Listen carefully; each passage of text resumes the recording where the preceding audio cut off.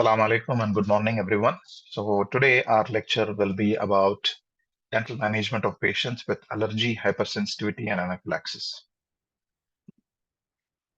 So, you all know that allergy and hypersensitivity is actually a major problem that we face with patients who come to us for dental treatment. They may be allergic to several substances. Okay, this could include antibiotics, it could include local anesthesia. Sometimes they could also be allergic to the biomaterials that we use in the dental clinic. This could be like the restorative materials or the denture-based materials, or sometimes even the impression materials. And sometimes we also see patients allergic to latex, which is present in the gloves, and also some plastic fibers which are present in the masks. This is the personal protective equipment. So allergy could be anything. It's not only affecting the patients, it could also affect the dental healthcare professional, that is the dentists and the dental hygienists. So let's just see how we are going to manage these. So our lecture will be in two parts. Number one, the first part would be about a brief about how allergy works, what is the immune response system, and things like that. This is just mainly for your information. And the second part would be about the dental management for each kinds of allergic reactions.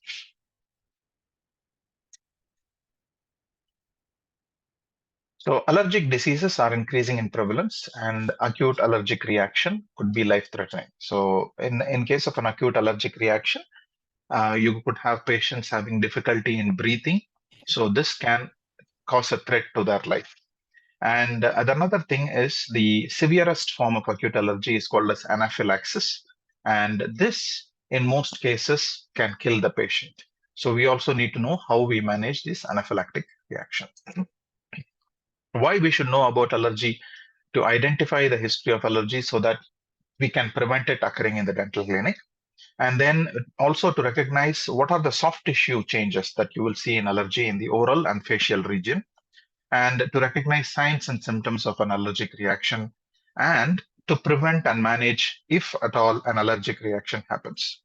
Luckily, in most cases, the allergic reaction that happens is a delayed response. So what happens is like patient is exposed to that particular allergen or the allergy causing substance, and then they start producing the symptoms after like say 4 or 5 hours.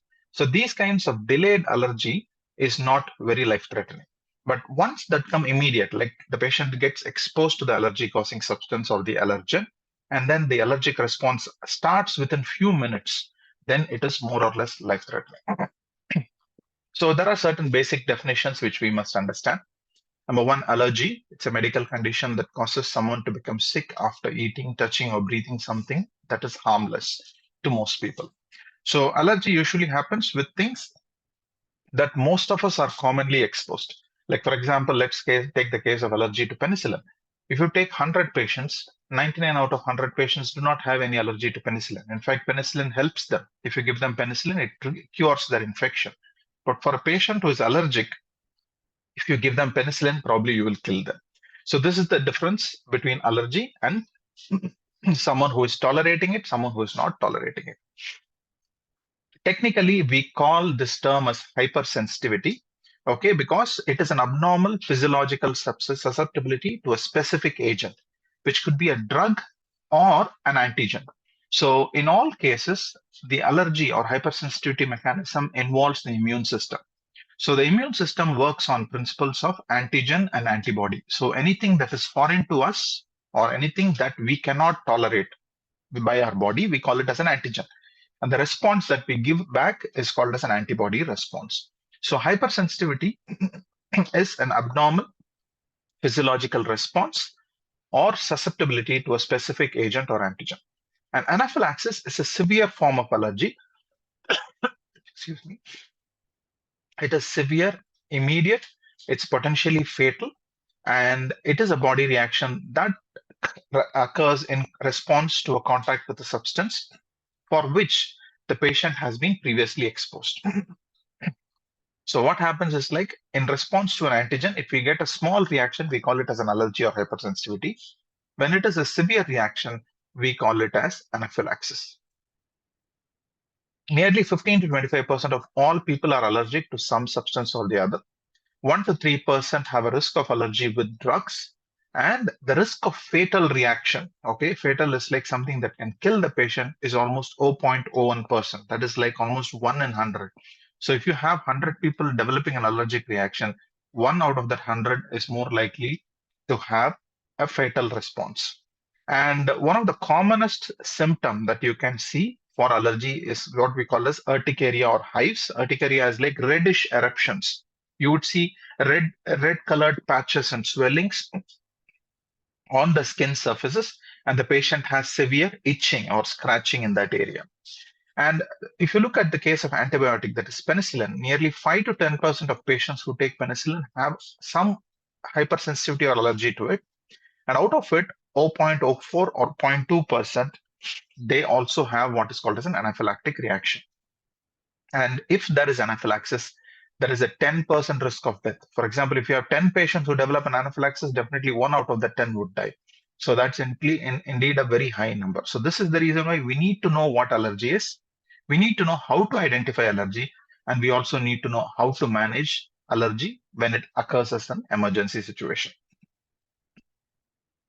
Some of the common drugs that can cause allergic reaction in the dental armamentarium include color-coated drugs, okay, especially antihistaminic or steroid drugs, and dyes that are used in toothpaste. Then in the olden days, we had local anesthesia in bottles, not carpiodes like what you have. So it used to be multiple use bottles. It used to come in 20 ml or 30 ml. So every time you would withdraw it with a syringe. So in order to avoid infection or contamination of the solution, they used to add what is called as the parabens. So methyl paraben could be an allergy causing agent. And also your bisulfite preservative in local anesthesia that has epinephrine, this could also cause allergy. Allergic diseases result from an immunologic reaction. Okay, that is, antibodies are produced against a foreign substance, which you call it as an antigen. Allergy is when the physiologic immune system reacts to antigens with adverse outcome. So basically, the physiological immune response is to fight infections. So any foreign bacteria or virus or fungus enters into our body, we call it as an antigen. So the body fights back against it using the antibody response.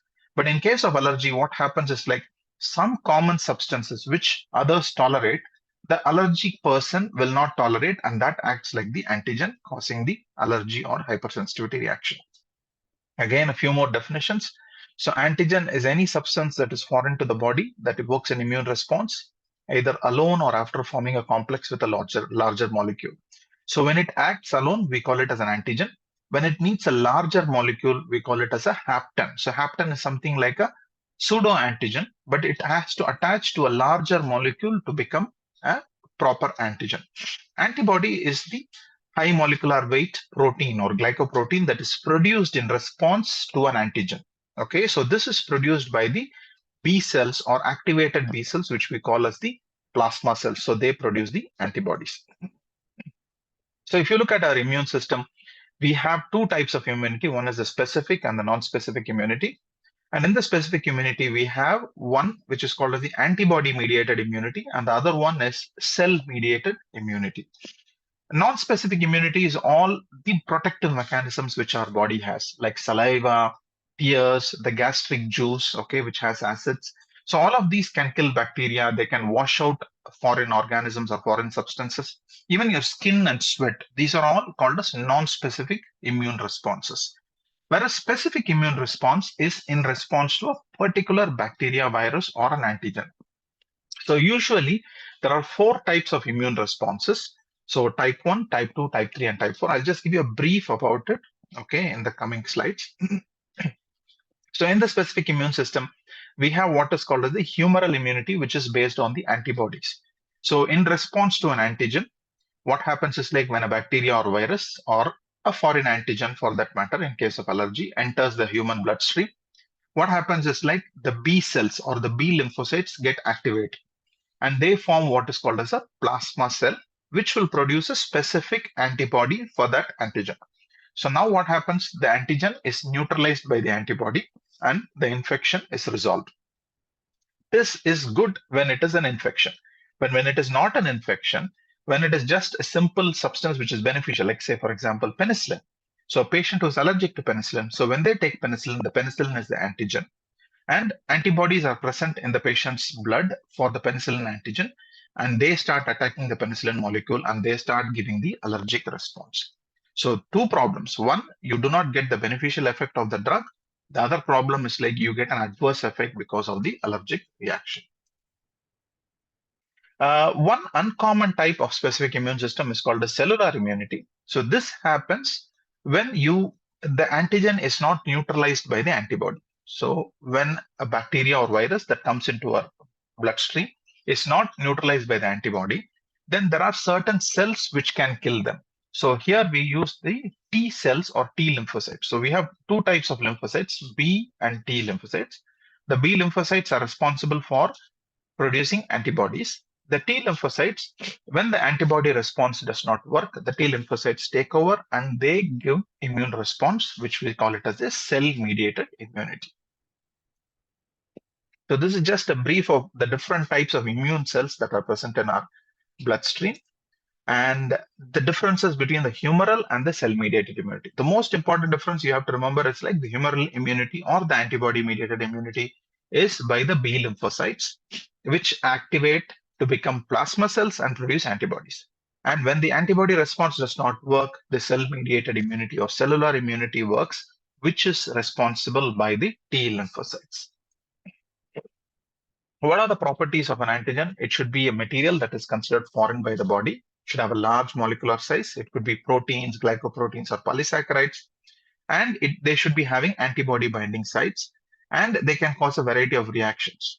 The antibodies, on the other hand, are proteins that are produced in the blood cell by the activated B cells or the plasma cells. And there are 5 different types of antibodies that are produced in our blood, which include IgG. Ig is a short form for immunoglobulin, which means antibody. So immunoglobulin G, A, M, E, and D. So these are the specific properties of the different immunoglobulins and their weight, serum concentration, and things like that. I was telling to you before that there are 4 types of immune response reaction. They are type 1, type 2, type 3, and type 4. Just going to give it to you on a short one. The type 1 is the most important because majority of allergic reactions and anaphylaxis is responsible. The type 1 reaction is responsible for that. Okay, it happens because of a type 1 reaction. So what happens is like we have the antibody sitting on certain cells in our blood, and when the antigen enters, these cells with the antibody attack those antigens. And in response to an antigen antibody attachment, these cells break down and start releasing certain chemical substances which cause the urticaria, hives, vasodilation, and things like that. So this is type 1 reaction. So you have the commonest cell, we call it as the mast cells. Okay, so the mast cells are present in all parts of our body. They are mainly present in the lungs. They are also present in the blood vessels. So they have IgE, immunoglobulin E, attached to that cell surface. So when the allergy causing substance or the antigen enters into the bloodstream, they start attaching to the antigen, that is the IgE antibody, and the antigen will attach. And this will cause breakdown of the mast cells, releasing substances like histamine, vasoactive amines, serotonin, and things like that. So what happens when these substances are released? These chemical substances cause bronchoconstriction. Okay, the patient cannot breathe. These substances cause vasodilation.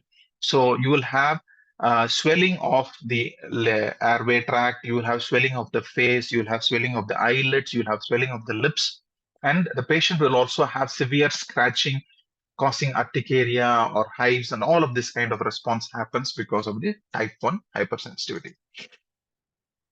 Type 2 hypersensitivity is, it is called as a cytotoxic reaction. So it is the reverse of the type 1. So here, there are certain antibodies circulating in our blood, and they start attacking the same own cells. So what happens is, the body cells are considered as the antigens. So the host cell or the human body cell are considered as the antigens, and the antibodies start attacking it. So type 2 hypersensitivity is responsible for majority of the autoimmune diseases. We talk a lot about autoimmune diseases, right? So majority of these autoimmune diseases are because of the type 2 hypersensitivity or type 2 immune response. So the antibodies produced in our blood start attacking our own cells. So this is what we call it as autoimmune response. So there are very rare forms of allergy which are caused by type 2 hypersensitivity, like for example, drug-induced thrombocytopenia. So certain drugs when the patient takes in this group of people, these drugs start attaching to the cells, and immediately the antibody recognizes these cells as foreign cells or antigen and start attacking them. So this happens for the platelets in these group of people, causing drug-induced thrombocytopenia. Type 3 hypersensitivity is a very rare phenomenon wherein you do not have any cell involvement. There are circulating antigens and there are circulating antibodies, and they attach together to form an antigen antibody complex. And when this antigen antibody complex attaches to any cell surface, it causes the reaction. So there are certain diseases like rheumatic fever. You must have heard about rheumatism, rheumatic fever. This is due to type 3 hypersensitivity reaction. Very rare allergic reactions. In fact, there are not many allergic reactions which you could attribute to the type 3 hypersensitivity reaction. So I told you about humoral immunity, which is the antibody-mediated immunity. And then we had cellular immunity or the cell-mediated immunity by the T lymphocytes. So type 1, type 2, and type 3 are based on antibodies. So these are called as the antibody-mediated immunity. Type 4 is a cell-mediated immunity. So there is no role for antibodies here. Antibodies do not work in this case. So the T lymphocytes take over their immune response. So majority of the delayed allergy reactions, okay, like your contact dermatitis, somebody wears a latex gloves, they are allergic to latex, and after wearing the latex gloves, probably 2 or 3 hours after wearing the gloves, they start having scratching in their hands. They have allergic rashes and things like that. So these kind of diseases are attributable to the type 4 hypersensitivity or delayed hypersensitivity, which is due to the cell-mediated immunity. What is the medical management for allergy? So basically, allergy, if it is mild, then it is usually called by a phenomenon atopism. Okay, so these kind of atopic patients, you can desensitize them. So here we call it as hypersensitivity. So what happens is like the first time they get exposed, they have a severe response. But later on, when you expose to them in smaller doses, you are able to make them tolerate that particular antigen. So this is a mechanism which we call it as desensitization. And another thing is withdrawal from the sources of antigen. So whatever you know is an antigen that is causing the allergic reaction, so you could probably withdraw those sources of antigen. Give me a moment.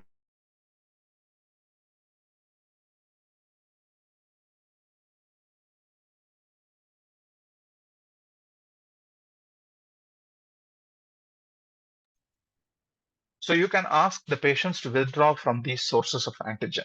So what happens is like the antigens, for example, I was giving you a best example of penicillin. So if you know your patient is allergic to penicillin, then avoid using penicillin and use an alternative. So this is the next best thing to do. And third thing is like if they develop an allergic response, especially the ones that are not life-threatening, then probably you can medically manage them by giving medication. So you can give them antihistaminics. Antihistaminics work in the short term. So immediately after the allergic reaction or the allergic symptoms develop, if you give antihistaminics, they help at the initial phase.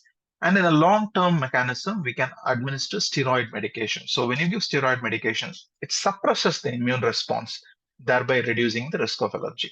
So antihistaminics and steroid medication can be given in all forms. They can be given as tablets, okay, orally in ingested forms. They could be given as injections, and they could also be given as topical administration, topically administered medication. Like for example, for contact dermatitis, you can apply antihistaminic creams or steroid creams, which can help in relief of the allergy symptoms. So coming to the dental management, which is the most important thing that we will be looking into in this lecture. So the most pertinent information that you have to take from any patient who comes to you for a dental treatment is whether they have any allergy or hypersensitivity. The question about allergy is very important in your medical history. So never miss out this question because they could be allergic to trivial substances. Okay. And another thing that they have found scientifically is A patient who's allergic to one particular substance is probably allergic to multiple other substances which they do not know about. So probably a patient who's allergic to penicillin could also be allergic to local anesthesia. So you should be very careful about it, because allergic response is also due to a hyperactive immune response. So some people, the immune system is working excessively. And this is one of the reasons why allergy is more commonly seen in younger patients where the immune system is robust and strong than in older patients where the immune system is slightly weaker. And a patient who's allergic to one substance could be allergic to multiple substances. And remember that commonly used medication like local anesthetics, antibiotics, analgesics, and dental biomaterials could be the source of the allergic reaction. And in many cases, allergic reactions could cause adverse reactions, which are similar to toxicity and overdose. So you have to be very careful about it. So the main symptoms of allergy, okay, especially when it comes immediately, it has urticaria. The patient has reddish patches or eruptions on their skin. They could have swelling of the lips, the swelling of the eyelids. They can have skin rashes. In most cases, they'll be scratching the skin, and in a prolonged phase, especially when the airway is involved, they can complain of chest tightness with inability to breathe. This is what we call it the dyspnea. And also they could have secretions from the eyes and nose, which we call it as rhinorrhea and conjunctivitis. So this is what we call it as urticaria. So you could see on the skin surface reddish patches which are slightly elevated than the skin surface. And this is angioedema. So because of persistent vasodilation in response to an allergic reaction, the patient has severe swelling of the lips and the eyelids. As long as these swelling are only restricted to the face, the patient is relatively safe. But once the swelling starts going below the neck in the submental and submandibular region, it starts compressing the airway and could cause compromise of the airway. So you may have to, in addition to giving the medication, you should also secure the airway. Now let us look at certain specific allergy causing substances in the dental armamentarium. So the first thing we'll discuss is about local anesthesia. What they see is like we have two types of local anesthetics. We have amides and esters. The risk of allergy is more with the ester type local anesthetics than the amide local anesthetics. So as far as the amides are considered, that is lidocaine, prilocaine, mepivacaine, bupivacaine, all of these are articaine, all of these are amides. So these amides are less risky to cause an allergy than an ester. So luckily, we are just using only one ester type local anesthetic, which is benzocaine, which is only used topically. So the risk of allergy is less. Again, when it comes to allergy, the allergic reaction is as strong as how much allergy causing substance is exposed to the bloodstream. So if you are putting it on the skin surface or on the mucosa for topical application, the risk of allergy is much less than when you inject it. So when you inject it, you are directly giving the allergy substance into the bloodstream, and this can cause a very high risk of allergic reaction. So topical application is much less, but injection is much higher. So the first reported allergy for local anesthetic was with ester procaine, okay, because it had a substance called as para-aminobenzoic acid, which caused the allergy. And they have recently found out that there is a cross reactivity between patients who are allergic to procaine to xylocaine as well. Xylocaine is your lidocaine. And what happens is like this para-aminobenzoic acid is also the preservative called paraben, methyl paraben. Okay. So methyl paraben, which was present in olden day local anesthetic bottles, um, is a high risk for allergy. For your information, it is only in the dental clinic that we use local anesthetic carpules. Okay, we are avoiding using bottles because we use it quite often. But if you go to the hospital, okay, even today, if you go to the King Khalid Hospital, if you go to the emergency, or if you go to the OR, they still use local anesthesia bottles. Okay, because they are not giving local anesthesia for every patient, unlike us. Okay, whereas in the dental clinic, for every patient who comes, we give local anesthesia. So we cannot be using a bottle where there is a risk of contamination, very high risk of contamination. So we use carpules. But when you go to the hospital where they withdraw only once in a while, so they can actually monitor the risk of contamination and avoid it. But to prevent contamination of the solution, to prevent infection going into the solution, they still have methylparaben inside. So that could be a risk for allergy. So if a patient has or gives a history of local anesthetic allergy, you have to confirm it, number one. How do you confirm it? By history. So if the patient did a local anesthetic procedure for dentistry, so did they have an allergic reaction or not? If they have had an allergic reaction which has documented they required medical support for that, then you should not use local anesthesia until you know what specific substance caused the allergic reaction. For example, if it was caused by procaine, then probably you can try using lidocaine. But if it was caused by lidocaine, then there is a high chance that all other amide local anesthetics can also be allergic to this patient. So what do you do in this patient? So the patient has a definitive history. That means 100%. If you give lidocaine, the patient will have allergy, but you do not have any further information, which drug caused it or things like that. So in such kind of patients, there are a couple of options available. You can refer the patient to an allergist. An allergist is a physician who specializes in identifying and managing allergic conditions. So what they will do is like they will do a PDT or a provocative dose test. So they will give very small doses of the suspected allergy causing substance in the skin. Okay, we give a subcutaneous injection. So depending upon the dose, they may have a reaction, and depending upon the reaction, they will identify and tell you, okay, fine. So this patient gives a history of local anesthesia.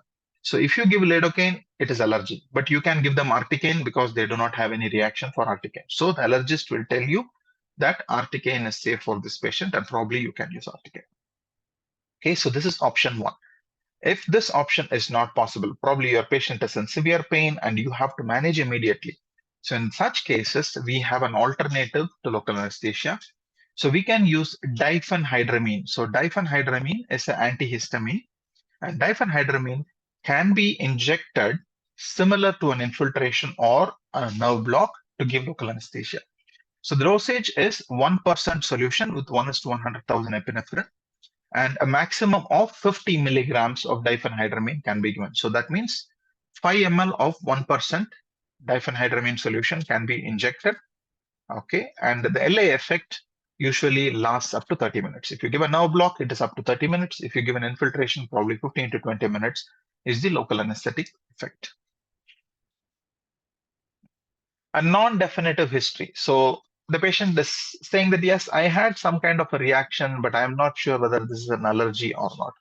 So in such cases, try to establish a clear history by looking into the medical records. In many cases, it is just simply an adverse reaction or an allergy due to a different substance and not local anesthesia. So in these kind of cases, you can give local anesthesia, but what the literature recommends is give them a very small dose initially. Okay. So if you are trained in giving subcutaneous test doses, subcutaneous test dose is I don't know if you have gone for any vaccination or something. Before they give the vaccination, they inject a very small amount of that vaccination in your arms, in the forearm, especially underneath the skin.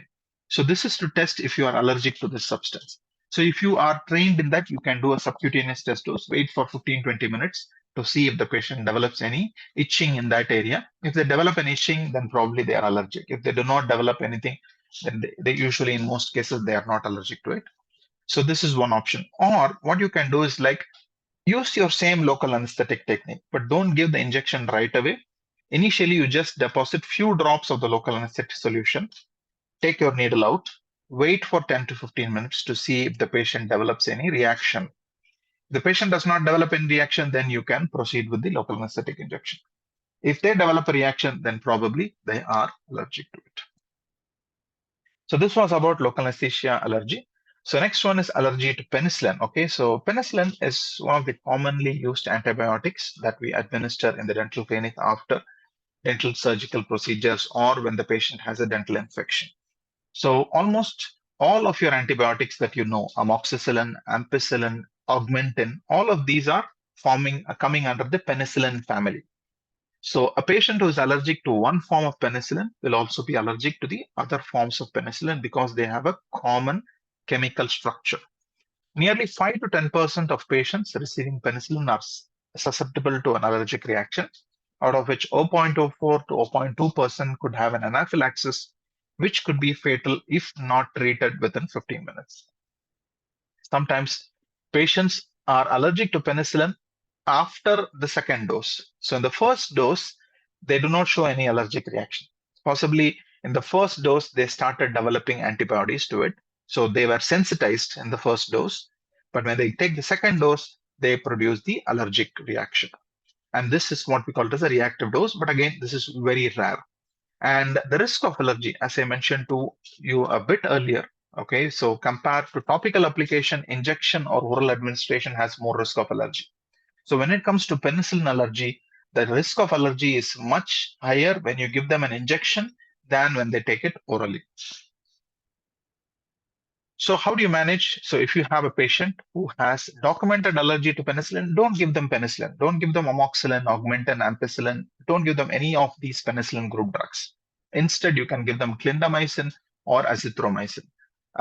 There is an alternative to penicillin, which we call it as cephalosporins. But again, there is a risk because 5 to 10% of patients who are allergic to penicillin also have a reactivity with cephalosporin. So try to avoid cephalosporin when you have a patient with documented allergy. Or what you can do is like you can do a skin test. Okay, this is again same as what I was telling you. They take a small dose of the injection medication and they put it underneath the skin, either in the forearm or in the stomach area. And then just zero point 0.5 ml of the solution is injected there, and then they wait for 15 to 20 minutes to see the patient if they develop any rash or itching in that area. So if they develop any rash or itching, then it is a risk of allergy. If not, it is not allergy. Okay. So otherwise, you can choose erythromycin, clindamycin, or azithromycin. So what about allergy to analgesics? Patients could have allergy to aspirin, brufen, or even paracetamol. And in most cases, it causes an asthma-like reaction and it can aggravate asthmatic conditions. The best option is to use the least allergic of them all. Okay, if there is any history of allergy to analgesics, the least allergic of them all is paracetamol. So when paracetamol also is a source for allergy, then probably you can use local anesthetics or opioid analgesics for pain control. Allergy to personal protective equipment is also reported. Personal protective equipment is your gloves, mask, your face shields, and then your aprons. Okay, so this is mainly due to latex or plastic fibers which are present in these materials. And in most cases, these are all delayed hypersensitivity reactions. So these we call it as the type 4 hypersensitivity reaction, and they are not life-threatening. So they can be managed by either topical antihistaminic or topical steroid cream administration. Allergy to dental biomaterials, it has been reported in all the three types, type 1, type 2, and type 4. So for example, topical anesthetics can cause a type 1 allergic reaction, causing urticaria and angioedema. Phenolic compounds in mouthwash could cause type 3 or 4 allergic reactions. And certain acrylic dentures, especially the ones that is cold cure acrylic resin, nickel and eugenol are also shown to cause either type 3 or type 4 allergy or hypersensitivity reactions. So what are the treatment modifications that you would do? Okay, number one, history is very important. All known allergy must be documented. So this is one thing you would see even in your salute file. If a patient has allergy, it shows on top in red color. So this is very important because nobody would miss it. And avoid these allergy causing substances in all possibilities. And when there is no other alternative, then probably you could take an opinion from a physician, or if you have an allergist or an immunologist in your hospital setup, you could take their consultation. Remember, there could be a risk of cross reactivity. A person allergic to one substance may be allergic to several other substances as well. Now let's see how we manage different types of reactions. So the commonest one is the type 1 reactions. So if they develop urticaria or angioedema, so you can immediately start administering them antihistamine. So diphenhydramine or Benadryl syrup or antihistamine can be administered.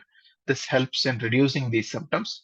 Whenever there is a risk of airway, as I told you, when the swelling is only in the lips and the eyelids, not much of a problem.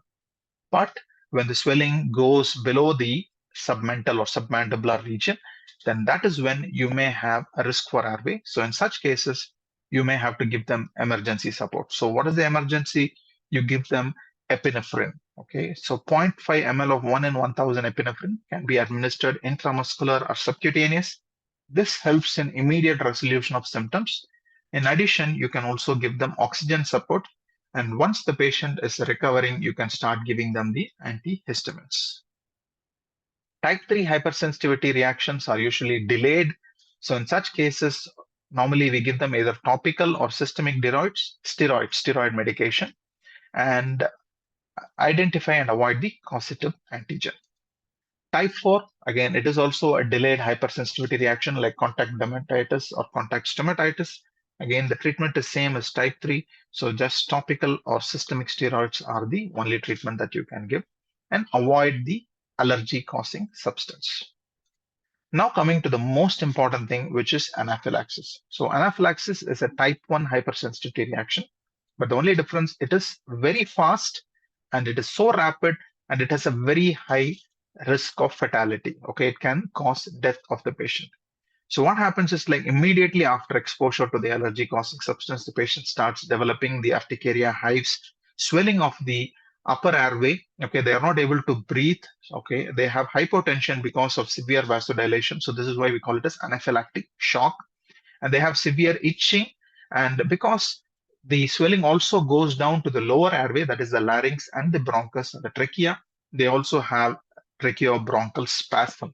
And in worst cases, they can also have a cardiac arrhythmia, which leads to cardiac arrest. So when it comes to management of anaphylaxis, it is an emergency management. You should be knowing your BLS. So the first thing to do is activate EMS and then put patient in a supine position, check for airway, breathing and circulation. And if you do not see a patent airway, you should have to clear and give a mechanical airway, which could be either a laryngeal mask or an intubation or an oropharyngeal airway, and then you start administering oxygen. If the patient has a cardiac arrest and there is no circulation or pulse, then you may have to start CPR.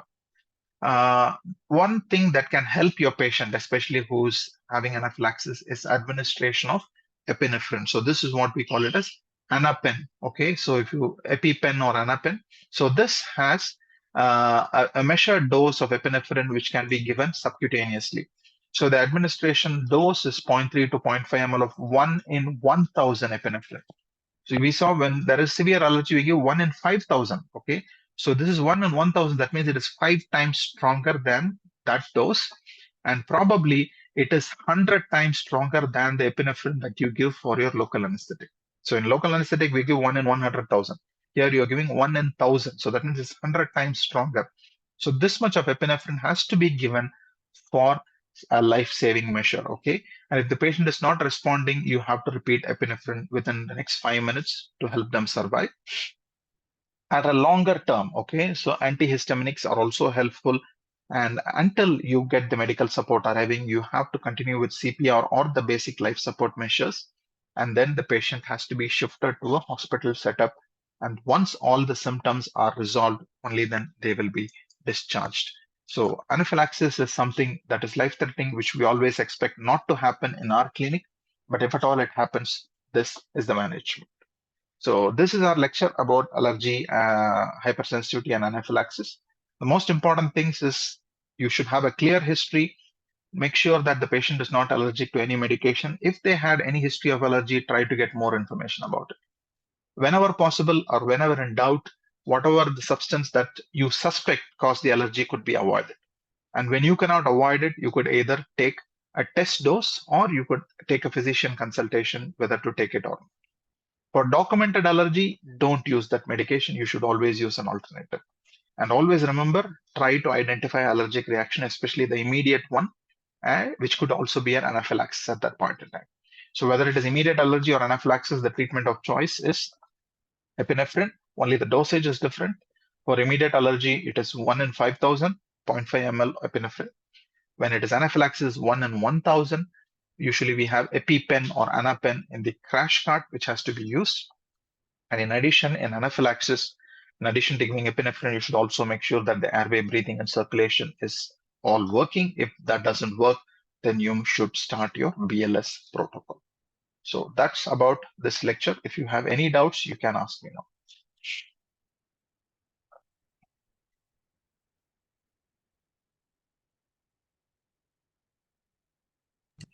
Thank you, Doctor.